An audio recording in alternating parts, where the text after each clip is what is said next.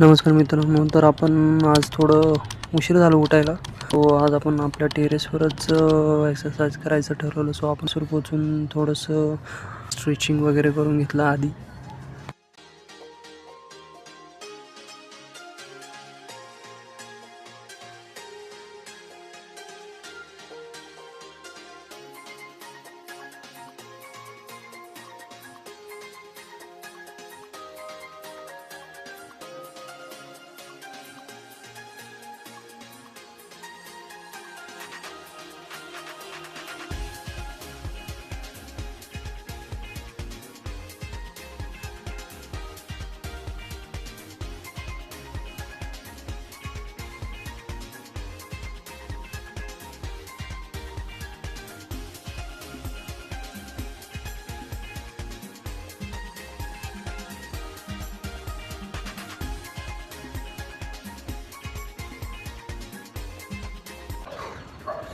शिवसकाळ मित्रांनो, आपण काय विचार करतो नेहमी की आपल्याकडे भरपूर वेळ आहे.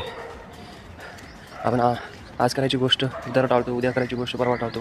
म्हणजे तो दिवस कधीच येत नाही खरं सांगायचं तर. यावर्षी करायची गोष्ट पुढच्या वर्षी करू असं म्हणून सोडून देतो. पण ती जे बोलणं आहे, ज्या आपण गोष्टी उद्यावर टाळतो ना, ते गोष्टी माइंडला ट्रिगर करतात. हे लक्षात ठेवा. जेव्हा तुम्ही म्हणता ना हे काम राहू दे उद्या करू असं म्हणता ना, तेव्हा ब्रेनला ऑटोमॅटिक समजून जातं आणि कॅप्चर करतं की हा फक्त बोलतो, करत नाही. ब्रेनला तुम्ही कसं ट्रेन करता ना त्यावर आहेच पूर्ण.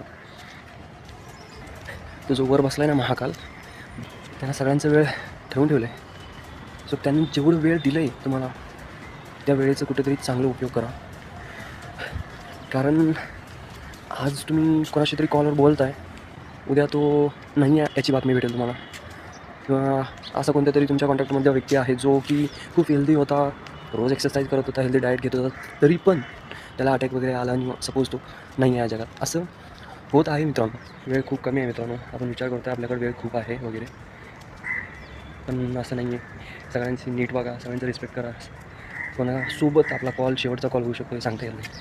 देव असा निर्माता आहे ना, जो तुम्ही मागितला तरच देतो, तुम्ही प्रयत्न केला तरच देतो.